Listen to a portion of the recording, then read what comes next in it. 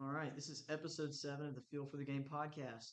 Week 2 is in the books. I'm Wilkes. I'm here with Landon again, as always. We are going to go ahead and get into our breakdowns for the games that we went to last week.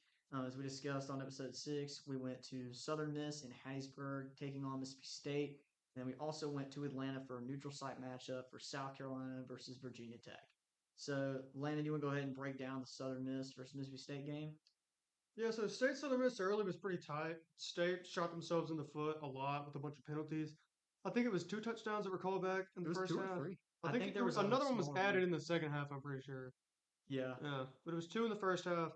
Offensive line play was a little sloppy, but we still had the lead after the half. And then in the third quarter, we decided that we were just going to put them away and be the better team. And we won the third quarter 21 to nothing, and then cruised from there to win 34 to 17. So overall for State, I feel like it was a solid performance. Definitely a step up from last year. And Southern Miss, definitely an improved team from last year as well. So it's not like we went out there and played the 1-11 Southern Miss from last year. That's not a bad football team. So I feel pretty good about this win. Definitely increased my confidence a little bit coming into this game next week, for sure. Yeah, I would have to agree. Same with Mississippi State. I'm a little higher on them than most people. Feel like we kind of pegged this game right at on the money. We were both kind of leaning towards Mississippi State, keeping it close for a little bit early, and then pulling away there at the end to close out the game. I think at halftime you said you thought the game was going to turn out about 34 to 17, and that's what we ended up seeing. Mm-hmm. So I think the score indicates a little bit closer of a game than it maybe looked on the field. To me, it felt like after the first quarter, I think it was 10 to 10 at one point.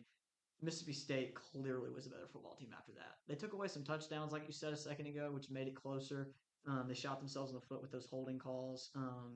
I definitely fight Mississippi State's offense. Jeff Levy did a really great job with their offense there. They looked like they were pretty polished. Screen game looked on point. That's the bread and butter for Jeff Levy's offense is those RPO screens and bubble screens, those gun bunch formations where they got the receiver kind of hidden back there. They really do well blocking on the perimeter in games that they win, and I felt like they did a good job blocking on the perimeter here, which helped them really maneuver around that RPO style offense against the Southern Miss defense that really hasn't had time to gel together yet. So overall, I enjoyed my time there for the most part. As far as the experience and the atmosphere, I would have to say this was a little disappointing. I know Southern Miss isn't really known for having the most amazing game day atmosphere, but we got to the game probably right before kickoff, so we weren't there usually when we would want to about an hour before warm-ups be at the game. But we still rolled up at about a time where we should be able to get into the stadium and watch the opening kick. We waited in a line for Half the first quarter, half an hour, so that at turned into least. half the first Yeah, quarter. I mean, we missed the first like three Yeah, drives. we missed that deep touchdown from State to get up 7-0. So yeah, that stunk that we kind of missed that part of the game. We sat in that line for forever. The people who were employees at the stadium, I kind of felt like were a little rude.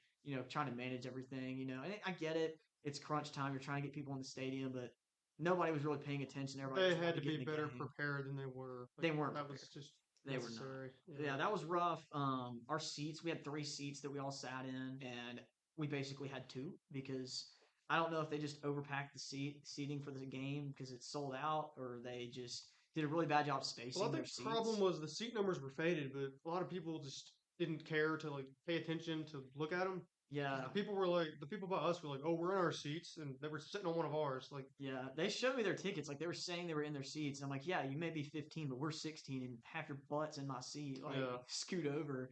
So yeah, that kind of stunk. But I mean, I think that's just a little bit of bad management from Southern Miss on expecting a big crowd to be there. You got to be ready for that. It's a home opener against the SEC team, so I figure you'd be a little more prepared. They were out of concessions by like the second quarter. The lines took an hour and a half. I felt bad for one of the guys that was next to us. He left in the probably the end of the first quarter to go get concessions. He didn't come back until after halftime, so that sucks for him. He missed most of the game. We actually had more seating after he left, so that was nice. But overall, I think that game played out how we expected it to go. So the only other thing I think, as far as atmosphere is concerned, that we didn't really like was the DJ. It kind of like overlaid like the game and kind of tried to get the crowd hyped up. I felt like yeah. that was Made it pretty feel like bad. we were at a basketball game. Just kind of It cooked. was terrible. It was like every third down, like whether Southern Miss was tied with Mississippi State or they were down by 24, the DJ was like trying to get everybody hyped up, like, come on, Southern Miss, we're still in this. And everybody's just sitting there like, come on, man. Like, no one asked for this. We don't need this. We're just here for the football. So that was kind of lame. But anyway, I feel like Southern Miss is going to be all right. This game is not really a good indicator of how good they can be in their conference. So we'll see if they end up being competitive in the Sun Belt. But overall, I felt like it was a fun game. Had a good time. So moving on to South Carolina versus Virginia Tech in Atlanta. I'll just go ahead and say I had a great time. I thought Atlanta was really cool. The last time I went to Atlanta, I was like 10 years old. I went for the Boise State Ole Miss kickoff game. That was a lot of fun. Ole Miss won that game by a touchdown or two. They had Jay Ajayi. I don't know if you remember him. Boise State did. He ended up playing for the Eagles. I think won a Super Bowl, but he was a stud. A lot of fun watching that game. But getting to go back was really surreal. It'd been a whole decade since I'd been there, so that's pretty neat to get to go back somewhere like that after not being there for so long. It hadn't changed too much, but getting to go around the city and see everything was really neat. We're from Mississippi, so getting to go to the big cities definitely cool and a lot different than what we're used to. Overall, I felt like the game day atmosphere was peak. I mean, I thought It Virginia Tech was. and South Carolina showed out. South Carolina especially showed out. Both those teams were just close enough to Atlanta to be able to travel a lot of people. I know that South Carolina had probably the most fans. Is what it looked like to me. I felt like they had Definitely. tons of people show up for that game. Virginia Tech had a lot of people travel as well, but it wasn't near as many as South Carolina. Overall, the atmosphere in the stadium, I mean, Mercedes-Benz is awesome. It's a sick stadium. They've got good food.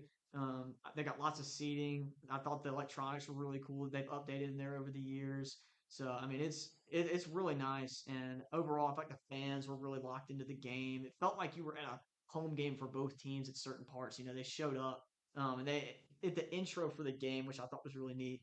They did the intro for both the teams running out like it was a home game. Mm-hmm. So like we got to do Enter Sandman for Virginia Tech, which there wasn't 50,000 people there for Virginia Tech, but there was just enough to where it still felt like, oh dang, like this is really awesome tradition that we're getting to see. Even though it's not at Hokie Stadium, we're getting to see what this kind of feels like and looks like for the fans. Like being a Hokies fan, like that's what they all get excited for pregame. So really cool to get to see that. And I feel like South Carolina fans really kind of took over there in the second half and made it feel like a home game.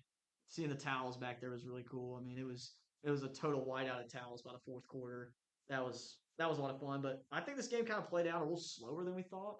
I mean, Virginia Tech kind of kept in it for a little while, but South Carolina ended up overpowering them with some really big explosive plays. That was the difference in the game. South Carolina decided to make the big plays, and Virginia Tech didn't. Yeah, I think Virginia Tech, what they showed me is they just laid back and took it from South Carolina in the third and fourth quarter. They were just content with hanging around the 10-8 for 2 quarters or however long it was. Yeah, I mean South Carolina just couldn't break away. They kept having drives stall out, quick three and outs every now and then when it felt like they were probably going to score and just put the game out of reach. They didn't, and so Virginia Tech had every opportunity to go down and score and make this game possibly even a deficit for South Carolina because it was only 10-8, and Virginia Tech just couldn't get anything going offensively. They ran the ball okay enough to get in like second, third, and manageable. Kyron Drones was abysmal. He made a couple throws which I thought were good, but they were all down the field to receivers that honestly made catches that I mean he had to kind of like throw these back shoulder fades to these receivers just to give them a chance because they weren't creating a ton of separation. He was dotting up some of those though. He But was. that was really all he had. I mean, out of the 40% of completion percentage that he had, I would say 4 or 5 of those throws that he completed were back shoulder fades and deep crossers over the middle that were pretty contested catches. The receivers made great catches and plays on the ball, which I think made him look slightly better than he probably played. But I feel like that was the only passing game they really had. They just didn't pull that out enough. They weren't. They would test South Carolina in man coverage because they were getting one on ones, and then they would get these completions and they wouldn't go back to these guys. And they just run the ball again and stall out. Yeah, they'd run the ball 3 times. Kyron Drones would run a couple quarterback zone reads and keep it, and South Carolina was ready for it. I mean, I don't think they broke off a run with the quarterback that was over 10 yards the whole game. I don't think he ran for like a first down even. He might not have. I mean, it just felt like that was a really ineffective part of their game that should have been better. And their passing game looked like it could have been there, but those dink and dunk easy completions were just, they didn't even try it. A lot of those were dropped. They probably had 3, 4, 5 drops on just short, like dinky dunk passes. I remember they had one on third down. I know on that last drive of the game, they had like 3 in a row. Yeah, and I guess that's probably why Kyron Drones didn't feel like he could even attempt them. But he missed some throws real bad. I couldn't justify watching that kind of play and thinking that they really could go down the field and score on South Carolina and actually have a full drive. So that's what held them back. And we just talked about South Carolina's big plays that won them the game. The Nick Harbor play action pass touchdown. I mean, that was 75 yards, track athlete sprinting down the field one on one, gets past the safety. That's a free touchdown. You got to play better over the top defense than that when you got somebody like that on the field with that kind of speed. And then the punt return touchdown was just an incredible play by South Carolina's number 4. Forget what that guy's name is. I think he's a new return specialist for them, but he played an incredible game as the returner. I think he had a muff actually in the first quarter, and he was able to fall on it. They took him out and then put another returner back there. And then by the next return, they had him back in there. And sure enough, I think the decision paid off to continue to let him play, even though he muffed one. It was Vakari Swain. Yeah, So he Bakari took him out. Swain was he had some real burst and speed, broke several tackles. So I mean, if you don't have a guy like that in the return game is huge. So I thought that those two plays easily were the most impactful plays of the whole game. Lenore Sellers had some great runs, but overall those plays were big. They did call back a touchdown for South Carolina. Nick Harbor caught one in the back of the end zone, and they said the ball moved upon him hitting the ground after he had already stepped in bounds and scored. I thought that was kind of a weird call. I think they had to be consistent after the no call against LSU, or LSU against Clemson when LSU probably should have scored a touchdown, or at least been down at the one. We'll talk about that in a little bit, but I feel like those two calls kind of showed where officials currently are at on the process of the catch no catch ruling. So that'll be something interesting to kind of look at as the season goes along. Be watching out for that. So that ends our review for the first two games that we went to. Unless you have anything else to say about the last game. I don't really have anything else to add. You've covered most everything there. Yeah, I enjoyed it. It was fun. Definitely would love to go back to a game in Atlanta. I hope that Ole Miss gets to go Well, I back to could play for talk a a game. little bit about the people in front of us being pretty cooked. Oh man, yeah, the Virginia Tech fans that sat in front of us. There's some older people. They were. I'm sure they've been Hokie fans for a long time, but they traveled. It was like a three couple group of old people, Mm. and I think I heard the guy in front of me say, "Who wants a beer?" At least 4 times in a row It was at in the least first 10 quarter. times the whole game, probably. Oh, it's terrible. And I think he went to get beer one time. So it was just like, dude, like, just sit down and watch the game. He would get up and start talking to people. Like, we sat next to the band, which was fun, but he kept talking to people in the band and they were super confused. And then he would be distracting people and standing up and blocking people trying to watch the game, like in downs that just did not make sense to stand up. So just a reminder, like, if you're ever at a game, don't stand up the whole time and block the people in front of you. Like, if your team's playing on defense, stand up on third down and do whatever you want to do. That's fine. But like if your team's on offense, don't stand up the whole time. Like Yeah, like just sit be down. aware of your surroundings. Yeah, and it's old people. You got to give them a break. That happens sometimes. But it's just game etiquette. People just sometimes aren't really used to it. It looked like they hadn't been to a Hokies game in like 20 years though. Like they didn't know how to They act. probably have like a club section or something for just where all the old people are at their stadium or something. Yeah, I There's a lot of mean, old people sit in places like that. and there's a lot more we could probably say. I don't want to get into too much detail to be rude, but it was it was rough. Yeah. But yeah, they left in like the end of the third quarter, beginning of the fourth, once South Carolina kind of put the game away. I think they just like they all filed out at the same time. They They knew. left after the Nick Harbor touchdown. Yeah, That was I the feel like breaking point. they knew like they watched so many Hokies games. Like once it gets to a certain point, they're not staying. Like they're not going to put themselves through. They've been through enough. They just left. So we got to watch the end of the fourth quarter in peace, which was nice. But overall, very fun experience. I enjoyed Atlanta a lot. So let's go ahead and get into our quick game reactions. I think you're going to break that down for us. Boise State falls to USF 34-7. This was a big shocker, and it was the first game of week one. So starting off week one with a bang on Thursday at 4:30. Interesting start time, but Boise State just looked overwhelmed in this game. Yeah, And early it was competitive, but just a few big plays getting stopped on fourth down, and just the wheels fell off for them, and they could just never get anything going sustained outside of their touchdown drive in the first quarter, and they just got backed into a corner and beat the death in this game, really. yeah. I thought after Chris Marshall scored that touchdown, I was like, oh dang, they might actually have a real threat at wide receiver this year. Because last year they had a couple guys. I think Capers was kind of good, but it just didn't really seem like they had a go-to guy that was going to break open a game. And it looked like he had like 2 or 3 catches on that drive. They just kept going back and forth to him. I was like, this he's going to be legit. And Madsen was playing all right. They score, and then just nothing for the rest of the game. I think they keyed in on that. They really had a tough time running the ball. Sayer Gaines played all right. He broke some tackles, but he was good for a first down run maybe once a quarter, it felt like. He just couldn't really get anything going consistently. Their other elusive back, number 8, I forget his name at the moment, but he played really Sherrod well. from Fresno. Yeah, the Fresno transfer. I mean, he had a couple good runs, but like if they got to him, he wasn't breaking the tackle. Like he might make a guy miss in the open field, but he wasn't breaking a tackle to get extra yards. So I think they just felt like they didn't really have the all-encompassing run game from Ashton Genty where he could break a tackle, he could make somebody miss. He turned nothing plays into touchdowns all season. And they had a guy that could break tackles, but he couldn't turn a nothing play into a first down. He could turn it into like a 3 or 4 yard gain instead of a loss. And then had another guy who was like, yeah, he'll probably get stopped behind the line or he'll get 5 or 10 yards. But most of those plays are getting blown up in the backfield. I thought that USF played incredible in the trenches in this game, which is what inevitably won it for them. They protected Byron Brown pretty well. He broke a ton of tackles. I mean, on that one run they called back, he broke like 5 or 6 tackles. It was ridiculous. And he did it again later in the game, and he ended up scoring. They did call it back. But Byron Brown absolutely broke this game open. That punt fake touchdown is what kind of sold it for me. I think that we all kind of knew where that game was going after that. So once that happened, I was pretty sold that USF was the better team. I mean, it just looked like Boise State couldn't get any momentum on offense. Madsen was getting under pressure the whole game, and they just didn't have an answer for USF. So I think we both predicted USF to win that game, but we thought it was going to be a lot closer than that. Yeah, we anticipated a competitive game, and that was not that for majority of it. Yeah, so moving on to our next game, what do we have on the. So I've got the two FCS teams that were able to take down FBS teams this week. Tarleton State beating Army 30-27 in double overtime, and Austin P dominating Middle Tennessee State. So just shout out to the two FCS teams that were able to take down FBS teams this week. Yeah, that's a huge W. Love to see those teams get wins, and shout out to all my buddies at Army. Hate to see it for you guys. That was rough, but shout out to you guys. Y'all had y'all season last year. So Wake and Robbie Ashford beating Kennesaw State 10-9. Yeah, that was. I think we both thought that Wake Forest was going to be a pretty under the weather team this year. Just very low ceiling, very low floor. Like they were just not looking like they were going to be able to do anything. And that showed in this game, especially.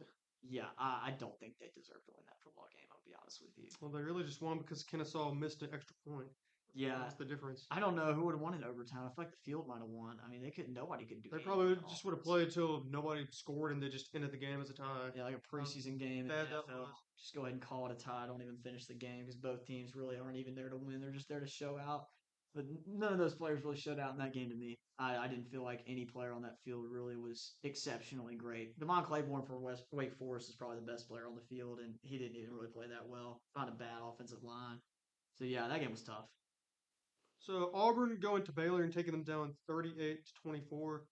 Both teams' defenses were super sketchy in this game. Baylor was able to throw it all over Auburn despite not having a run game at all. Auburn would not adjust to stop the pass. And then Baylor's defense, abysmal against the run. Stayed in like their same defense the whole game. Would not change anything. It was really frustrating watching both these defenses like not change anything. But Auburn, with the sustained run game, had the advantage and got out of there with the win. Yeah, I think that anytime you have a team that can't be stopped running the ball versus a team that can't be stopped passing the ball, you're always going to more likely end up with the team that's running the ball the best winning the football game. If you control the line of scrimmage, you control the game. And I felt like Auburn controlled the line of scrimmage on both sides for the most part. Sawyer Robertson absolutely tore it up through the air, but Baylor couldn't run the ball for crap. So Auburn really opened up the passing game with the ability to run on downs that they needed it. They only threw it when they had to. And they converted that most of the time. I mean, it looked like it was watching like prime Georgia Tech when all they did was do like read options and triple options, but they actually were able to throw on important downs. So props to Jackson Arnold. I didn't think that he was going to be able to play a turnover-free game and throw the way he needed to win this game. I figured they would have needed 30 something points to win this game, but I figured they would have gotten it passing mostly. I really didn't think that Baylor was going to let them run all over them for that many touchdowns and yards. It's like 250 yards, I think, or more. They had over 300 yards rushing as a team.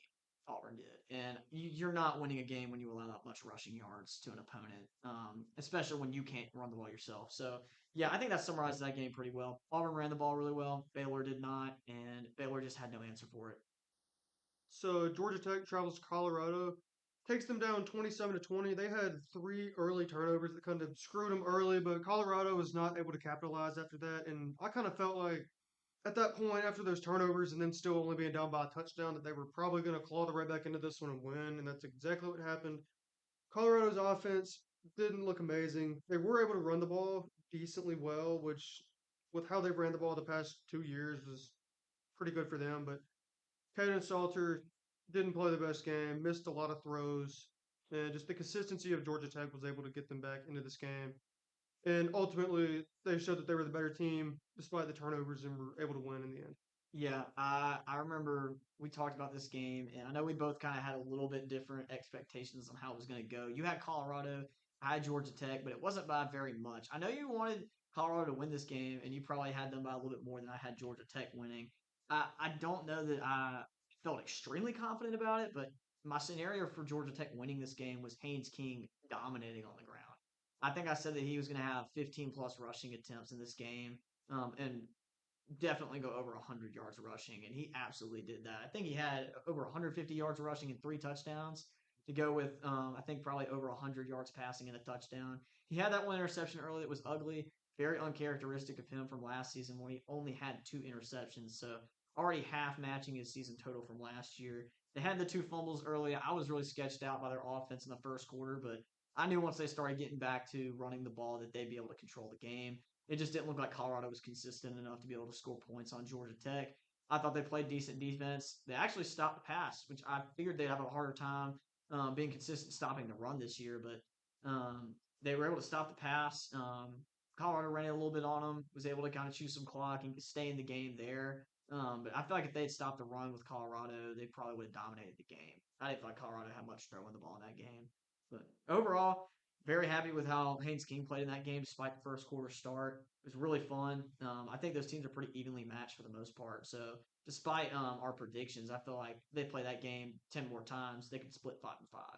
That kind of Yeah. score is pretty maintainable for either team to make if they kept matching up. So Texas goes to Ohio State and loses 14-7. This game was played pretty evenly, but the main difference was the quarterback play. Julian Sam played a decent bit better than Arch Manning in this game. Arch Manning missing a lot of throws, one hopping a lot of throws, just bouncing off the turf.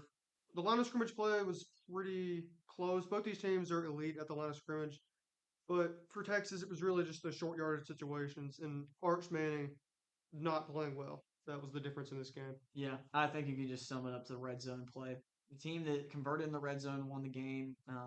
I felt like Texas, if they converted in the red zone, could have won the game, if not tied it up and sent it to OT.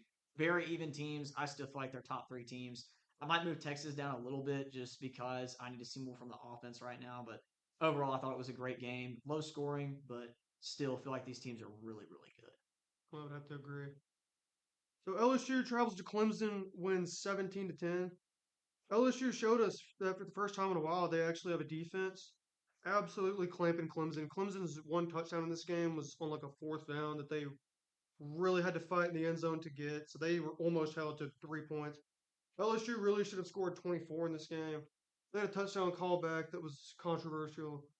But Nussmeier played a good game, protected the football, which is big. Klubnik just didn't have it.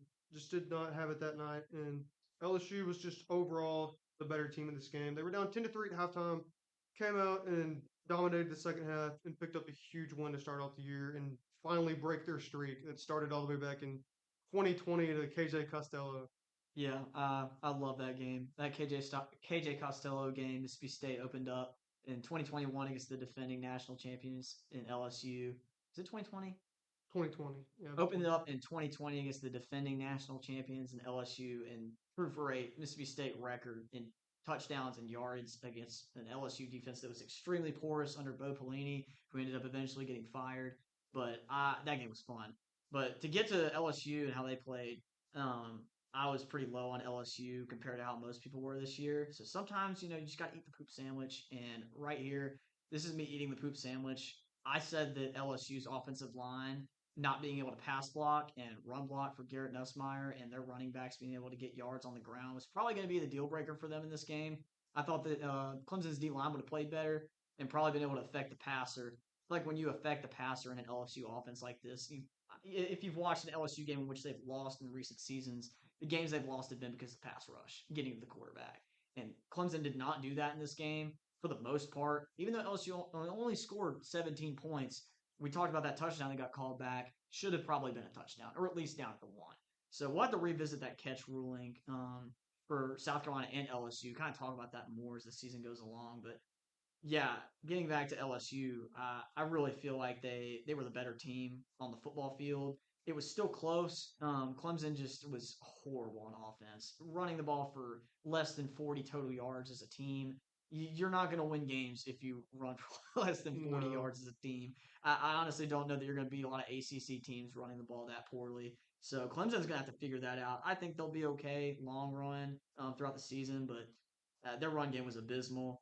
LSU was able to run the ball slightly. They broke off one of those big runs, like I was talking about, like that they could do. They had the potential to do with those running backs early in the game. It looked like it was going to be a loss of yards, and then Caden Durham breaks a tackle and turns it into a big play for them, which started their first drive pretty well.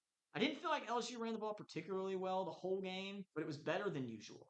They stuck to it. They chewed up some clock, and they stayed in the game because they were continuing to pursue running the ball and opening up the pass game.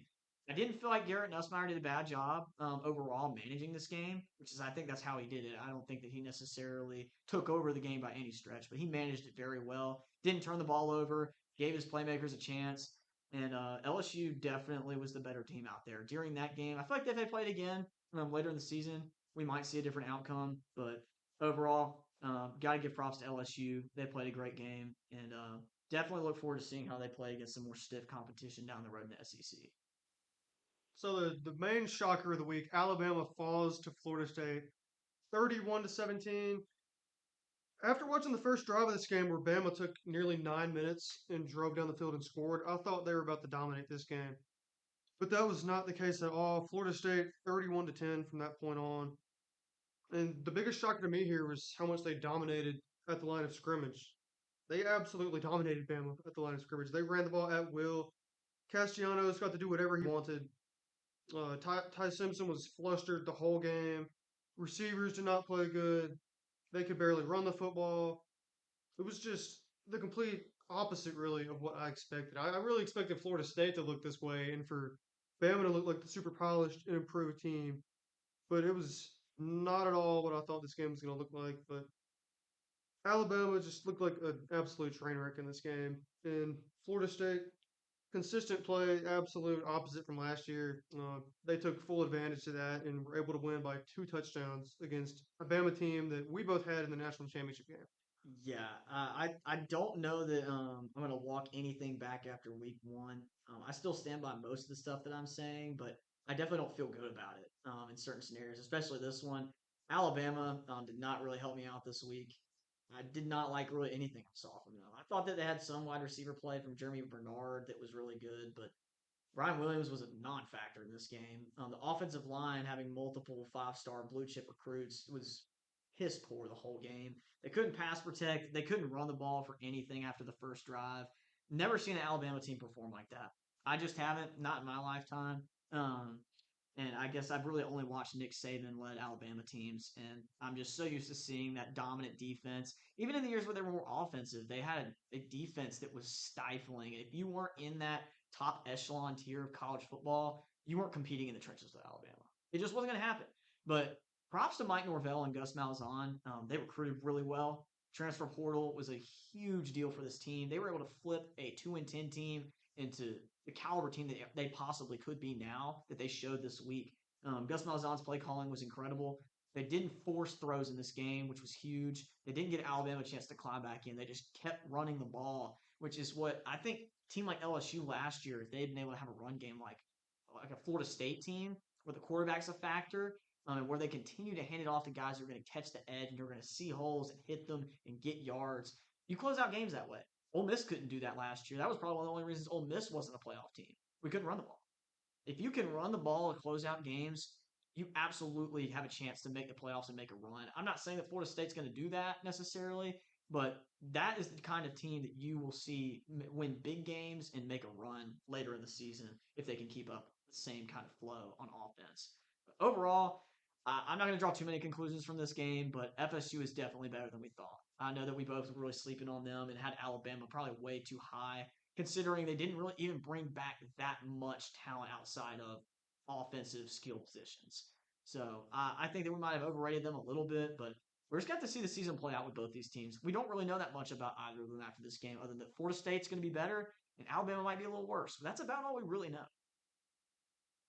So the next one I got here is Kansas State only beating North Dakota by 38-35. Kansas State, this really sold me on the fact that this team is not going to be as good as I thought they were going to be this year. Two straight performances that were subpar. I had them going 9-3. Not feeling good about that anymore. But this is probably a 7-win team out there. Don't want to overreact too fast, but this was just a really ugly game that they easily could have lost. Yeah, I definitely was lower on Kansas State this year. Glad that I kind of saw that coming because I think that they're probably on their way to a 6-7 win season. I just don't think this team really has it in the tank on defense. Offensively, quarterback run is just too easy to key in on. If I'm a defensive coordinator, my job is just to shut down Avery Johnson and we win the game. Pretty much. I think that's a pretty simple formula right now. Since Dylan Edwards has been injured, this team is a non factor on the offensive line and behind the line of scrimmage outside of Avery Johnson running the ball. Very disappointing result from them. They should have won this game outright very easily, but North Dakota should have won with the way the game ended. So shout out to North Dakota for almost beating a really solid Big 12 team that finished really high up last year. I don't know if they finished ranked, but they were a great team last year. So that was a big game for North Dakota. So Indiana played Old Dominion and were only able to win 27-14. Complete flip from last year. Indiana dominated all of these type of games last year. I think 10 of their 12 games in the regular season were blowout wins. This one was far from that. So maybe some red flags in Bloomington. Super sluggish performance. Old Dominion started this game off with a kick return touchdown, I think, and had some momentum early there. But Indiana was able to play average enough in the end to pull off this win, but a little concerning coming out of this game for Indiana, especially since I had them ranked number 10 in my poll last week. They're definitely going to be lower than that. Yeah, I think that it's going to come down to the defensive line play for this team. Last year, they were able to piece together a really solid defensive line. They were one of the best run defenses in the country, and that was one of the main reasons they blew everybody else because nobody could run the ball against them. And finally, when they got to playing better teams, it showed to be otherwise. But yeah, I don't think we see the same level of play from this team this year. They're still going to be good. I believe in Kurt Signetti, and I think that they'll win a lot of games. It's just I wouldn't expect the same thing from last year to recur. Teams bringing back the same roster from last year is not always going to mean that they're going to be better than they were the previous year. Other teams are getting new players and they're recruiting and they're getting players in the transfer portal and they're changing coaching staffs. They're practicing in the offseason just like everybody else. It's just who's going to put their nose to the grindstone and work harder than everybody else. So it's not always a factor if your team brings back a lot of returning players from the previous season. So Tennessee was able to beat Syracuse and Atlanta 45-26. Joey Aguilar played a solid game. Didn't have to do a whole lot, but Tennessee really ran the ball well in this game. I think passing yards and rushing yards were both like 250, so incredibly balanced there. Putting up 45 against a power four opponent is good. Tennessee's defense didn't play amazing in this game, giving up 26 to a new look Syracuse offense, but I don't want to draw too much from that just yet. There are some weapons on that Syracuse offense, but overall, solid performance from Tennessee. Their fan base was pretty happy with it, and they were especially happy with how Nico played at UCLA, which we'll talk about that game in a few minutes. Yeah, I think that the two takeaways for Tennessee, quarterback play from Joey Aguilar was much better than we anticipated. That could really prove to be strong for them moving forward. And then the defense. Can the defense continue to get better throughout the season? Because if they can, they'll be a contender in the SEC. If not, they'll probably be a mid-tier team, above average at best. So we'll see how they play out. Fun game to watch, a lot of points, but a lot of questions still for Tennessee. So I'm going to give a shout out to Kent State. They were able to beat Merrimack 21-17. Had a kickoff return touchdown late in that one to take the lead and hold on. Their first win since 2023. So congratulations to the Golden Flash. But unfortunately, this will probably be their only win this year. Yeah, not looking too good for that team. They were trailing most of the game to a very inferior opponent, but just glad to see them get a win. So good to see that. Well, Kentucky played Toledo and they were able to win that one 24-16. Offensively, Kentucky looked absolutely abysmal throughout most of this game. They had a couple of late touchdowns to kind of make it look like their offense played a little bit better, but Calzada played pretty subpar. Their defense did play well for most of this one. Toledo was held to like 2 points until the fourth quarter. They put together a couple of decent drives to get back in this one and give themselves a chance, but overall, just your average Kentucky sloppy game against a lower tier opponent. Yeah, shout out to Southern Miss's horrific Wi-Fi at their stadium for not letting us process our bet to take Toledo money line on this one. We definitely should have taken it, and we would have. We were gonna have them. No, we were gonna have them covering 9.5. Would have hit, Yeah, that and would then we have would have had Tulane covering 6, which they did that, definitely hit. and Thanks to then Preston Stone. yeah, and then South Carolina covering 6.5, That and was they the did. freest money of the whole weekend. Would have been $80 for both of us, but terrible internet in Hattiesburg. Just Totally sold that for us. But overall, yeah, I think that Kentucky is right about where we pegged them to start the season. We had them both around that 3 to 4 win range. Hopefully, Ole Miss can get a revenge game win over in Lexington this coming weekend. I would really hate to see this be close or be a loss for the Rebels. We got to have this one. so Utah went to UCLA, the Rose Bowl, and dominated the Nico-led UCLA team 43-10. I believe they finished up 15 for 18 on third downs. They ran the ball at will with Dampier and their running backs against the UCLA defense. Just really dominant game after the first quarter. Utah clearly the better team. I believe they outgained them like 300 yards maybe.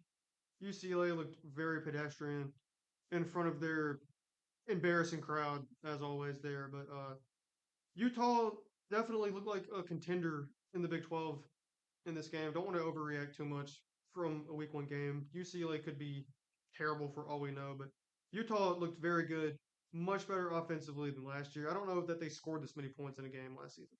Yeah, I haven't seen a Utah offense like this in a long time. I think that the key to this offense is getting into those third and manageable yardages. They were 14 for 16 on third down. That's insane. I don't know that I've seen a team go 13 or 14 for 16 against an FCS team on third down in a while. Like it just doesn't happen very often. And they were able to get into those third and short yardages and run the ball with the quarterback or run the ball right up the middle with any of their backs and get what they needed against a very inferior UCLA defensive line. I mean, I loved what I saw from Utah. Did not expect this level of play from them, but definitely expected them to be more improved. I think this team's a sleeper team. I wouldn't overreact on this one either because we saw what they did last year. They were a pretty piss poor team all around offensively last year. So if they're able to actually turn this thing full turn all the way around on offense and 360 this, they could be really good. But UCLA might be just that bad. And unfortunately for my take on Nico, I think it's going to be a long season for the Bruins. Miami was able to beat Notre Dame at home 27-24. This result was probably what a lot of people had this game unfolding like. A lot of people, or most people, were on Notre Dame, but Miami able to get this one by 3. Their defense looked much improved from last season. Carson Beck played a good, clean game. Their offense looked pretty solid. It did die down in the fourth quarter and allowed Notre Dame to get back in it. They were up 21-7, and then Notre Dame ended up coming back and tying it up at 24. But they were able to kick a field goal and hold them off. Notre Dame only giving the ball to Jeremiah Love 10 times was a little bit concerning. They threw the ball a lot more than I would have liked, but maybe they were just getting looks from Miami's defense that forced them to do that. But I definitely would have expected them to get the ball to Love more on the ground, but they did not do that, and Miami was able to beat them. Yeah, I liked what I saw from CJ Carr in this game. I thought that he played really well. I think he had a costly interception in this one that proved to really hurt them in this close game. But overall, taking that play out of the equation, I thought he played great. Playing a factor in the run game was huge for him because they didn't hand off the ball to Jeremiah Love, but at the goal line, they continued to run CJ Carr, which worked sometimes. But I feel like at a certain point, you give your best player the ball and let him find the end zone. I think that was a little bit interesting of play calling for Marcus Freeman, but they continued to do that throughout the game. I think Ruben Bain played incredible for Miami off the edge. He wreaked havoc on Notre Dame's offensive line the whole game. I think CJ Carr will be seeing him in his nightmares for a while, but that was really crazy to see him step up in that way and lead that Miami defensive line to a huge win. I like both these teams a lot. I think they'll improve as the season goes along. I think Miami's a contender in the ACC. I didn't feel that way necessarily before the game, but I saw that being a scenario depending on Carson Beck's play. We got to talk about that. I mean, he just played really well. Consistent, poised. He completed the check down throws that the quarterbacks are supposed to make when the other reads aren't there, and he threw his receivers open when they may not have been as open as they needed to be. I thought he played great. Didn't turn the ball over. You can't really ask for much more out of a quarterback than that in a big game as your first start for a new team. I thought he played good. We'll see how he plays the rest of the season, but I don't think this is going to be an outlier for him performance wise. So TCU went to Chapel Hill to face North Carolina, won this game 48-14 in Bill Belichick's debut. UNC got the ball first in this game and drove down the field and scored to go up 7-0, but it was all TCU from there. UNC could not stop anything TCU wanted to do. If TCU wanted to throw it, they could throw it. If they wanted to run it, they could really run it. They broke off a run to start the second half. They were up 20-7 at halftime, and then 75-yard touchdown run to make it 27-7, and then it was just off to the races from there for them. They look like a solid team, definitely one of the better teams in the Big 12. And UNC, I don't know what it's going to look like the rest of the year. They have a game in a couple weeks against UCF, which is a team that looked pretty concerning in this week as well. So we'll see how that one goes for both of those teams. Whoever loses that game, season's probably going to go down the gutter really fast. But not impressed by anything from UNC. TCU dominant in this game. And I really like what I saw from Josh Hoover as well. Had one kind of stupid interception, but outside of that, he played well. Their running backs played well, and they just flat out dominated this game after that first drop from UNC. Yeah, I think Josh Hoover backed up anything I might have said about how good he could be this season. I mean, he was incredible. That one interception was ridiculous. I mean, I don't know that it was really even his fault. It was like a double batted interception. Like it was just the ball just stayed in the air too long. Defense gets to it. It's unfortunate, but North Carolina outside of the first drive was horrific. Once the Gio Lopez injury happened and he got out of the game, I didn't get to see too much of this, but Max Johnson played all right in the time that he got in the game. I'm just impressed that he was able to come back and actually get on the field. I saw a post recently of his surgery recovery. He broke his femur really bad. That's a really rough injury to come back from. He had multiple surgeries. They even considered amputation for his leg. He was able to come back and play a game in meaningful snaps and score a touchdown. And I think that alone is a huge victory from him. So shout out to him. I actually broke my femur playing football, so I know the pain. It's a gruesome injury. His was definitely worse than mine. I don't know if it was a compound fracture or not. His was really bad. He was still able to come back and play football. So I think that they could probably go to him moving forward. Gio Lopez isn't healthy because he looked really good for UNC. So we'll see how that plays out for them. I don't have too much faith in this team long term, but if Max Johnson can turn the offense around, they might be decent. They probably can make it to a bowl game. Yeah, so we're going to go ahead and move on to our next segment. This is a new segment. We came up with this actually shortly before the podcast as far as the name's concerned. We weren't really sure what we wanted to call this. We're going to call this segment the Lessons from Last Fall segment, and here's why. So, this first week has been extremely chaotic, just like we thought. We weren't really sure what a lot of these games were going to turn out to be like. Very volatile week one, as we expected. Lots of stuff happened. Every year this happens and people overreact to games. So what this segment is supposed to do is kind of counteract that a little bit and give you some history from recently last season, kind of as to how games started to play out into the season for these teams after results were made on the field. We're going to look at a couple of examples of teams from last year and what their results on the field were and how they finished the season necessarily. Because I'm sure a lot of people listening to this and remembering these games will know how these teams finished. So it's just a reminder that week one is not the time to react very strongly to the huge feels that we may get from upsets or teams that may look way better than we actually thought they would be. We're going to go ahead and get into week one from last year. Landon, you had a couple games you wanted to point out, and this is just a little bit of history to kind of look back on. So Oregon only beating Idaho 24-14. Had a lot of people freaking out about them, freaking out about their offensive line play being terrible, and saying that this team might win like 7 games or something. But that was not the case at all. I stayed pretty steady with them. Still trust them after this because some of those higher level FCS teams can be kind of sketchy. But that's an example of a game that people really freaked out about unnecessarily. Miami going to the swamp and dominating Florida 41-17. People thought Florida was better than they were going to be at the beginning part of last year. Coming into that game, a lot of people were super high on Miami, thinking that they were a natty contender after this game. That was not the case at all. And then USC beating LSU 27-20. A lot of people became super high on USC after this game, and they ended up going 7-6. So people were getting hyping up them. I think I had them as high as like number 8 in my top 25 a season ago, which was pretty embarrassing looking back. But those are just some games that people overreacted on, that most people overreacted on, and they ended up not mattering a whole lot. Yeah, and that's just week one. I mean, that LSU game, like LSU lost the season opener last year and still managed to rattle off 9 wins. And I mean, if they had just picked up one more win, they probably could have made the playoff. So that just goes to tell people were all counting out LSU and Brian Kelly saying that he just couldn't get it done. And now look at us a year later, he's actually on the winning side of it. And now people are saying Dabo's just lost it.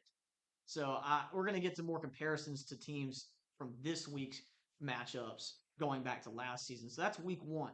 I'm going to take week two. My notable games were NIU beating Notre Dame 16-14 at Notre Dame. We all counted out Notre Dame after this game is a even potential playoff bid. They made it to the national championship. This has to be the biggest one out of This is all the of these. biggest example ever, probably. Yeah, I don't know that the lessons from last fall's segment is going to have a better lesson than this one right here. Do not overreact to games played in the first 3 weeks of the season because things change, teams develop, and now with the new playoff, you could lose the first 2 games of the season and win out and make the playoff is a decent seed if you finish well.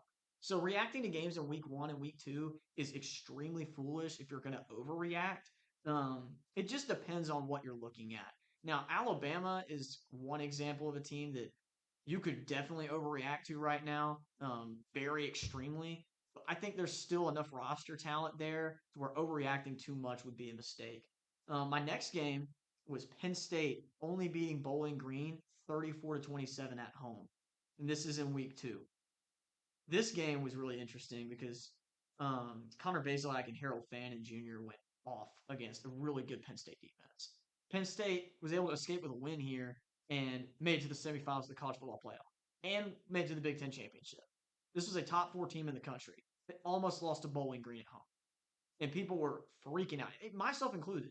I watched this game and I was just like, finally, Penn State's going to get exposed. They're so overhyped. And then they just went on to win a bunch of games. Lost to Ohio State, like always, but they won a ton of games and made the playoff. So just a really good example right there of games where they're a little too close for comfort, but you're still on the winning side of the game and you finish out strong. There's no reason to overreact there. So then we got week three. Number one Georgia only beats Kentucky 13-12. This Kentucky team was horrific last year. Their only notable win was against Ole Miss in Oxford. They pulled off an upset after a Hail Mary throw on a 4th and long to Barryon Brown, which is now at LSU. Not looking forward to playing him again this year, but that was the only notable win this team picked up all season.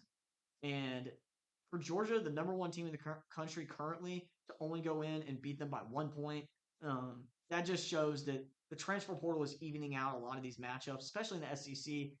Any team can win on any given Saturday. It just has to be a perfect storm sometimes. And it wasn't a perfect storm for Kentucky here, and they lost, but it was sure close enough for Georgia and a lot closer than Kirby Smart wanted. Yeah, and just as a side note, Missouri was currently ranked number 6 with a ranked win against Boston College at this point. Boston College didn't finish ranked. Missouri finished ranked, won 10 games, but this team would have died in the playoff field. Against any competitive team with a pulse, I think they were getting blown out. So that just goes to tell you how overrated that team was. Is something to point to. Arizona State beat Texas State 31-28 in week 3. This game was close. I think you were thinking, I mean, Texas State probably could have won that game. They should have won that game. I watched most of that game. Yeah, so I mean that alone tells you that you can't make crazy judgments even in the first 3 weeks because Arizona State ended up winning a bunch of huge games to go and win the Big 12 championship and then go into the playoffs and give Texas everything they wanted. So I think it's really hard to make crazy conclusions about teams when they play close games like that against a very inferior team. And then Vanderbilt was a team a lot of people really were high on last season towards the end of the year because they were playing a lot of close games after they beat Alabama. They lost to Georgia State 36-32. So I mean you take that game and then everybody's like, oh yeah, it's still Vanderbilt. Then they go in and beat Alabama 2 weeks later. So that just tells you how volatile college football is now and the SEC that on any given Saturday, teams like Vanderbilt can go and beat Alabama. And that Alabama team may not have been the number one team in the country that year, but they were at the time Vanderbilt played them and they won. And that game meant a lot for the Commodores and has changed their program around significantly since then. Um, Games that we can point to from this week to compare with the ones we just listed. LSU versus Clemson was 17-10. Very close game. Clemson comes up with a touchdown there at the end, and we're a tie ball game, probably in overtime. Who knows who wins that? FSU versus Bama. FSU dominated this game. I'm not going to act like there's a scenario where Bama wins it. They did not deserve to win this game. And FSU may be really good, but maybe Bama's just that bad. Maybe we just don't know enough about Alabama yet. Maybe it was just an upset like we were talking about earlier, because upsets happen. The best team does not always win every game. You actually have to go out on the field and play the game. And I think there's a chance FSU may not have been the more talented team on that field. It may not have been the better team overall, but they were better coached that day and they were better motivated and they dominated Alabama. And then Texas versus Ohio State. Anybody who watched this game and is now freaking out about Texas missing the playoffs or not being good enough and Sark's not able to coach an offense with the players that he's been recruiting for the past 3 years, get off the rocker. Like it's not that big of a deal. Arch is a first-time starting quarterback for his full season at Texas. He had a couple meaningless starts last year. He didn't get to play in big games. He might have played a little bit against Texas A&M, but at Ohio State to open the season with a new offense, new look offense, with a lot of guys leaving for the NFL, I mean, it's really hard to judge Arch Manning off of this game, and you really shouldn't. He did not play great. He's very unpolished. He's got a lot to work on, but to judge Julian Sainz play or Arch Manning's play in this game would be very unfair and unreasonable. It was close. Texas just converts in the red zone a couple times. It's a completely different story. So the last game I've got is Boise State versus USF. And I think it's really easy to look at this USF team and be like, oh, they're going to make the playoff as the group of 5 team. But they've got to play Miami and Florida in the next 2 weeks. That's what people said about Northern Illinois after they beat Notre Dame last year, and then they went on to be like 7-6 or something. Yeah, that team was not very good. But they turned up on the right day. And I feel like USF, I don't think it's that kind of situation that they just turned up on the right day. I think they're better than Boise State. But I don't know that they're 27 points better than Boise State. I really don't feel that way. This team could absolutely lose to Florida and Miami and win their conference and be the at-large bid from the Group of 5 in the playoffs. I think they could be good enough. But if they get blown out by Florida and Miami and then drop a game in the Group of 5, then I think that they haven't really proved too much other than that Boise State was a fraud. A couple games I just want to hit on real quick. A&M versus UTSA. That game was close for a while. Not a great defensive output from A&M, but no reason to overreact here. After the games we've listed, good teams can have close games in week 1, 2, and 3 and still finish strong and be better defensively. That was not a great outing from A&M defensively, but offensively they showed a lot of great things. KC Concepcion is going to be really good. Marcel Reed's going to get more polished throughout the season, and I think we'll see good things from them. Michigan versus New Mexico, 34-17. A lot closer than the Michigan fans probably wanted on this game, but I feel like Bryce Underwood played well. Defense is going to play better throughout the season. New Mexico pulled out some stops offensively with play calling that was really impressive. I just don't think Michigan, there's no need to overreact to this outcome for this team. I think they're going to get better throughout the season. They may not be a playoff contender yet, but they definitely could pull off some big upsets this year. ASU versus North Arizona. That game was pretty sloppy for Arizona State, but they showed they can throw the ball. Jordan Tyson's a real threat outside. And I think we talked about this before. I thought that Xavier Gilroy was coming back for Arizona State this year. Turns out he actually has gone to the NFL. So heavily relying on Jordan Tyson here in the offense to be the key piece in the passing game. He was able to get open, and Sam Levitt made some really big runs in this game to pick up the slack for losing Cam Scadaboo. They ran for a lot of yards in this game and threw for a lot of yards, but they just didn't show enough points. Defensively, they were a little sloppy, but I don't think that we can take too much from this game and move Arizona State too far down in any sort of ranking or power ranking. Indiana versus Old Dominion was way too close for comfort for me. I feel like this team's definitely taking a step back on the defensive line, but I don't really think you look at this game and you move Indiana too far down because South Carolina played Old Dominion last year to open the season. They played terrible. Only beat them by 4. Yeah, and Old Dominion, they were, I think at some point, either tied this game or were leading in this game, and Lenore Sellers was playing terrible. Lenore just could not get anything going in the passing game. He was not connecting with any of their receivers. He was getting sacked a bunch. It just was not a really good look for their offense. But sure enough, by week 3 when they play LSU, he's one of the best quarterbacks in the SEC. So it just goes to show how quick narratives can change, and just volatility in these players actually getting to get on the field and get more reps in, and these offenses getting to gel together, these defenses getting to gel together. More time and more pressure is going to form better cohesive teams. So you can't take games like these couple that I've listed right here and judge these teams for the rest of the season because things change really fast. Narratives change, and it's really easy to hop on these bandwagons of these teams that are getting overhyped. Don't overlook the teams that lost in week one. That's probably one of the biggest lessons from this fall as we move forward that you can take. And real quick, I just wanted to go ahead and point to the Heisman odds right now. This is going to kind of fall into this segment. If you plan on betting on the Heisman, already have bet on the Heisman, or just want to know who's probably going to win, I couldn't answer that question necessarily, but I can give you some insight here. So last year, Landon, I think you have the odds pulled up. Do you want to read the top 8 Heisman odds for 2024? Yeah, so number one at the time of week 2 last year was Cam Ward, which is not terrible. Number 2 was Jalen Milroe. Number 3 was Jackson Dart. Number 4 was Nico. 5, Dylan Gabriel. 6, Carson Beck. Number 7, Arch Manning somehow. He hadn't even really played a game yet. I think he played UTSA, and that was it. Yeah, I mean, literally above their starting quarterback. And then number 8, Miller Moss, who eventually lost his job.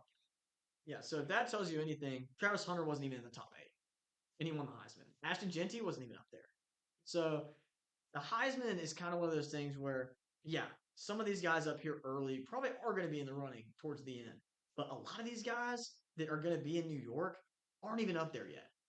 They haven't had a chance to break out. We haven't gotten the recognition to them that they need. So by week 8 or 9, we're going to see something completely different. These odds are going to shift. And I have a feeling there's going to be somebody that people are sleeping on that is going to make their way up there. I definitely feel like John Mateer is going to be in New York by the end of the year. I'm going to go ahead and read the top 8 for this year just to keep things in retrospect as we move forward.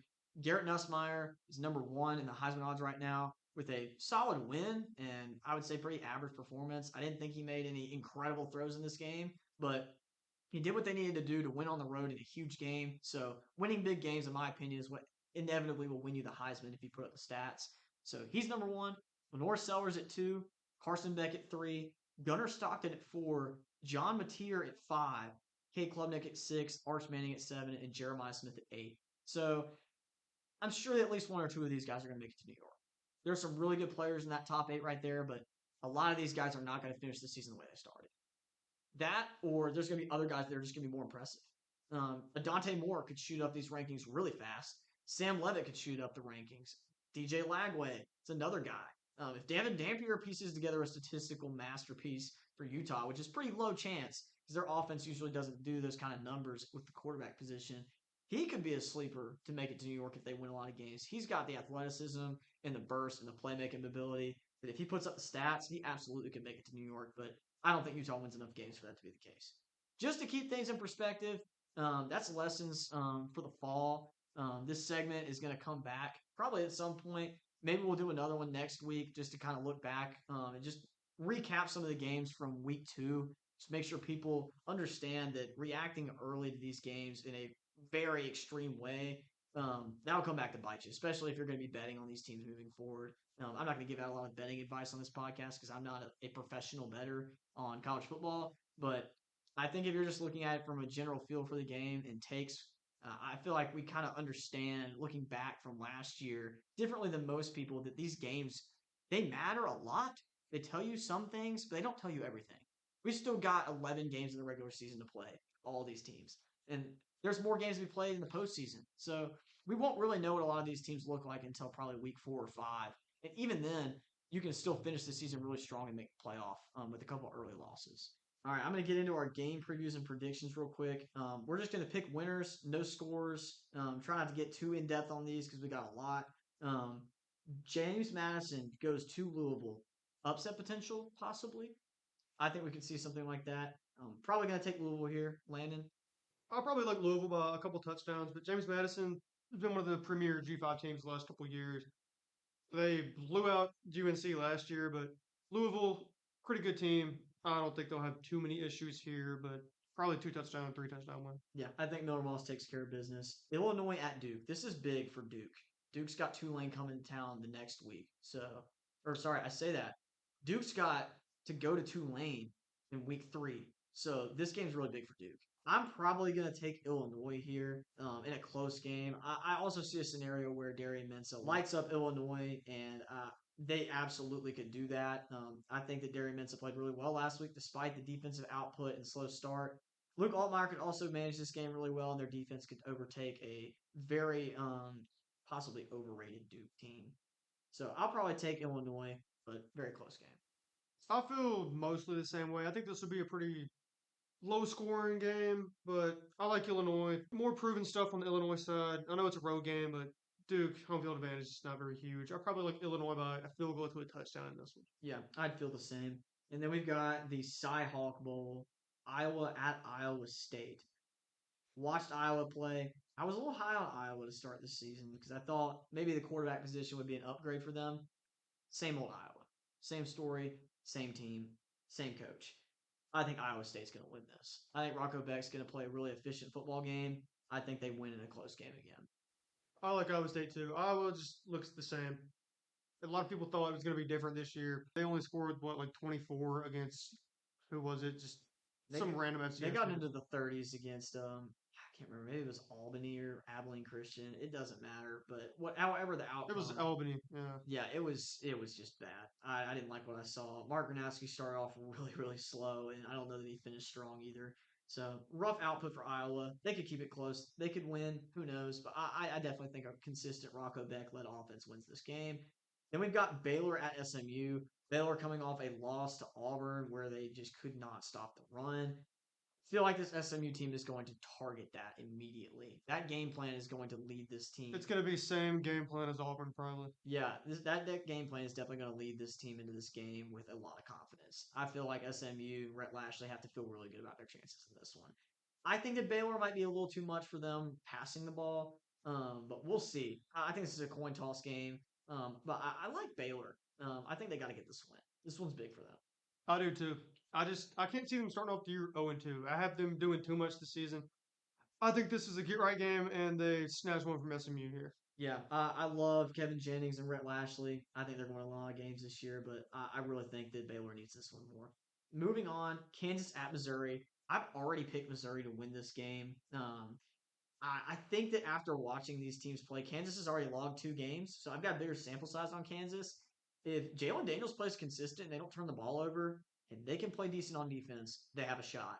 But if Jalen Daniels starts turning the ball over, chalk it up Missouri W. I feel like the run game for Missouri is going to wear down this team. They've got some big playability at wide receiver with Kevin Coleman. They could absolutely blow the game wide open if Kansas can't play good pass defense. So I'm taking Missouri. I think a touchdown is probably easy money for Missouri in this game. I like Missouri too. I feel like they have a few more weapons on offense, and it's at home for them. This is a big rivalry game. These teams are huge rivals. They've maintained their rivalry in basketball. Big rivals there. Really a lot of disdain for each other there.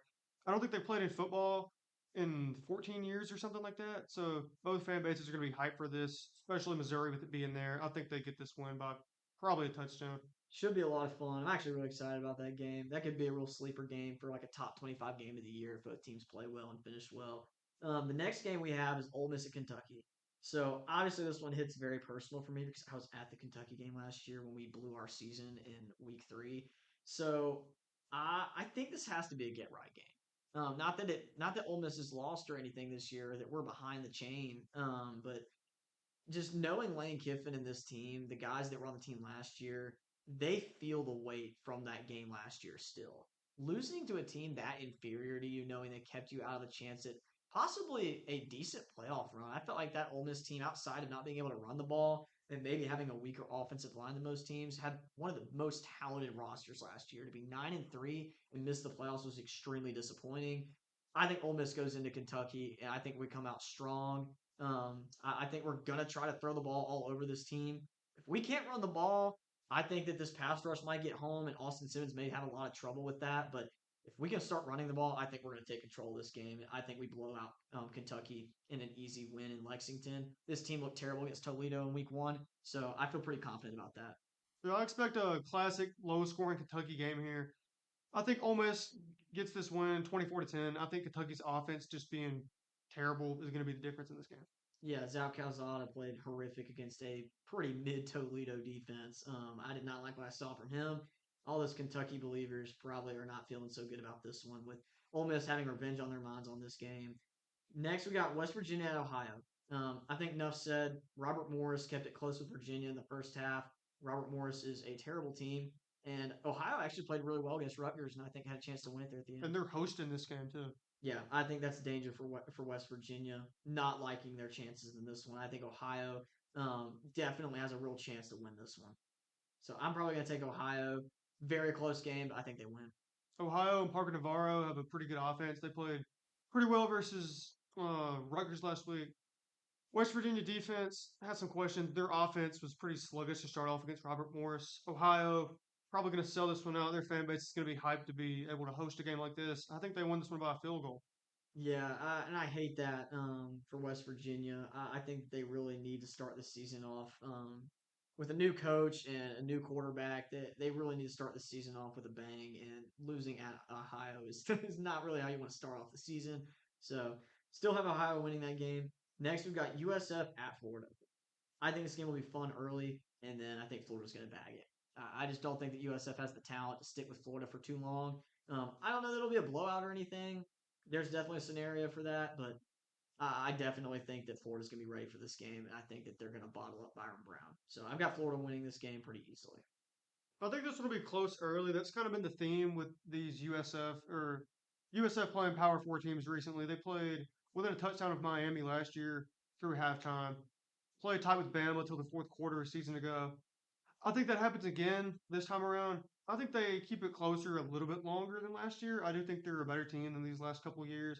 But eventually, Florida pulls away, probably wins this game by 17 points to 21 points, something in there. Yeah, I'd probably fall into that category with this team for sure. I like USF a lot. I think they're a great group of five team. I would love to see them make a run at the playoffs, but I just don't see it with their schedule. Next, we have Western Kentucky at Toledo. Let's just talk about Maverick for a second. I'm loving this guy. Great quarterback for Western Kentucky.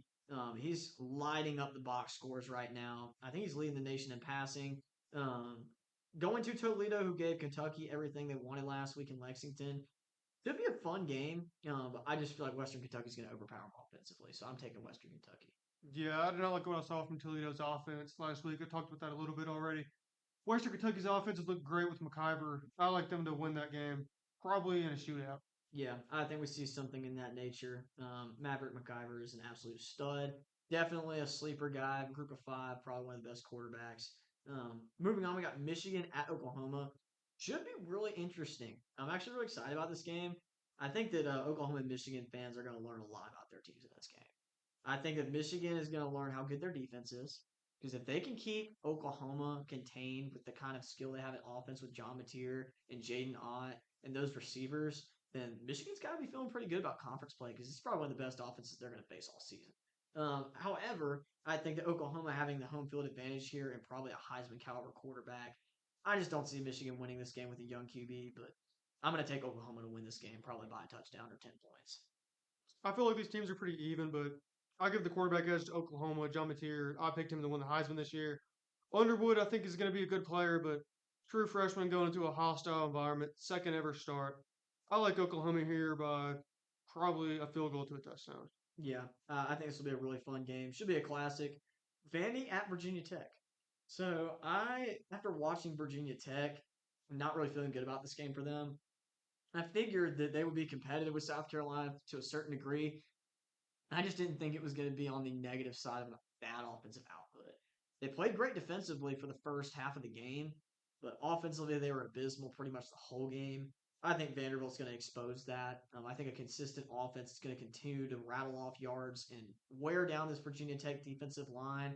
They'll put up decent enough points to win this game pretty considerably.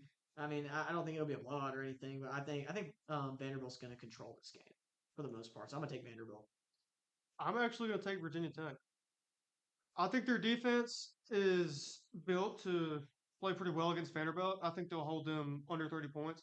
Another offense was really bad last week, but I would imagine Vanderbilt's defense is considerably worse than South Carolina's. I think this will be a really close game. Obviously, Vanderbilt likes to control the clock and all that, but Virginia Tech's kind of the same way. I think both teams are probably in the 20s. So 23-20 Virginia Tech, something like that, probably. I do think they get a much needed win here to avoid starting 0-2. Yeah, I think that if Cedric Alexander can get the run game going and open things up for Diego Pavia, this game could get blown wide open for Vanderbilt. But if they shut down the run like they did against South Carolina for the most part, Virginia Tech could have some success there. But I think that this will be a really fun one to watch as well. Last one we got is UCLA at UNLV. I think after watching UCLA in week one, I think we're all extremely low on this team now. I don't feel like the ceiling is very high anymore for this team.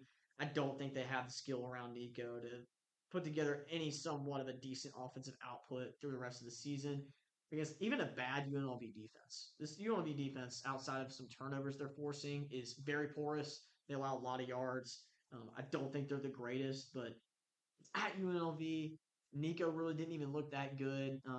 I don't feel great about this matchup for UCLA. I'm going to take UNLV in a very close game. If they win this game, UNLV's got possibly a not a cakewalk, but a pretty foreseeably easy slate to go 11-1 or 12-0 into their conference championship. I do like UNLV in this game too, but I do think UCLA's offense will play better in this game than they did in week one. Much worse defense they'll be facing in UNLV, so I think we'll see Nico have some success, but their defense looked terrible. UNLV is a team that can run the football, they can throw the football when they want, they can really do whatever they want. So I think they'll have success against UCLA's defense. I expect a shootout. Probably the winning team gets to 40 in this game. So I'd probably take UNLV to win this one like 41-34, something like that. Yeah, I think this could be a fun game. I think this might be UCLA's best chance at a decent offensive outing for a while. UNLV's defense is just very porous, so should be a high scoring game. If it's not, I'd be surprised. Lastly, we're going to go ahead and do our previews and predictions for the game that we're going to be attending this weekend, which is Mississippi State versus Arizona State in Starkville. This will be my first game going to Starkville. I'm excited about it actually. Even as an Ole Miss fan, I think this will be a fun game to attend. As a non-biased participant, I really don't have much bias towards Mississippi State in this game. I actually picked Mississippi State to win this game. I picked this before the season even started, and I actually feel pretty good about it right now. After watching them play against Southern Miss and seeing Arizona State get off that sluggish start, even though I'm not necessarily overreacting to that sluggish start, I already picked Mississippi State to win this preseason. I feel pretty good about their chances. I'm not. I would never bet on this game because Arizona State definitely has a better talent profile, but having the home field advantage is going to be huge here. Arizona State's been practicing with cowbells the whole week, and I don't think that a couple of their trainers running around the field, practice field waving cowbells is going to prepare them for this environment. I think Mississippi State, if they can keep the ball in their offense's hands and not turn it over and play good defense and protect the quarterback, which is a lot of variables, I think that they definitely have a chance in this game. Sam Levitt's going to have to play really well and also protect the ball on his side of the field to be able to have a real chance at dominating this Mississippi State defense that does not return too much talent, replaced a lot of players on defense. So they may find and expose some weaknesses there for State, but I feel good about Mississippi State having a real chance at this one. So I'm going to take Mississippi State in a really close game. Definitely a coin flip for me, but I've been picking this game since the beginning of the season, so I'm going to continue to stick with my prediction. I'm really unsure how to feel about this game. I picked Arizona State in the preseason, but there were some things in week one that give me some more confidence in State. Their run defense against Southern Miss played very well, and obviously Arizona State without Cam Scadaboo. So running the ball is going to be a little bit more of a struggle for them. They didn't run it amazing against Northern Arizona outside of Sam Levitt. So defensively, they looked vulnerable last week. Northern Arizona moved the ball pretty good at times against them. So I feel like State should have success on offense against them. Maybe not light up the scoreboard into the 40s or nothing like that. But I do think this is a game where we could definitely, after the fact, say that State played well on offense. Really just starts with the defense. How much better are they really going to prove to be from last year in this game? They impressed me a good bit last week, but Southern Miss's offense, pretty limited at receiver. They were not able to do a lot through the air. And Arizona State definitely has some weapons to throw to. So I probably, just being a State fan now, and being hyped for this game in general, slightly into State. I say we win it on a walk-off field goal. Yeah, I definitely think we could get accused of homerism here, but I'm an Ole Miss fan, so I can't get accused of homerism. So even if you want to try, you can't do it. It's impossible for me to be a homer against my rival. But I still picked them to win. You might can accuse Landon of being a homer, but I've been picking this game from the beginning of the I season. picked Arizona State in the preseason, but there's just so much hype from State leading into this game. I'm gonna go with State right now. Yeah, and even the FBI thinks the state has a chance, and we all know the FBI is the most reliable source for football Oh, information. for sure. Yeah, the FBI is just so good. So I'm excited about this game. Should be a lot of fun. It's gonna be a great environment. Looking forward to seeing a lot of friends up at Mississippi State at this game. I'm looking forward to attending my first game in Starkville. So should be great. Hopefully Mississippi State can actually play competitively here and prove me right. So yeah, I think that's gonna do it for us. Episode 7 of the Feel for the Game podcast. It's a wrap.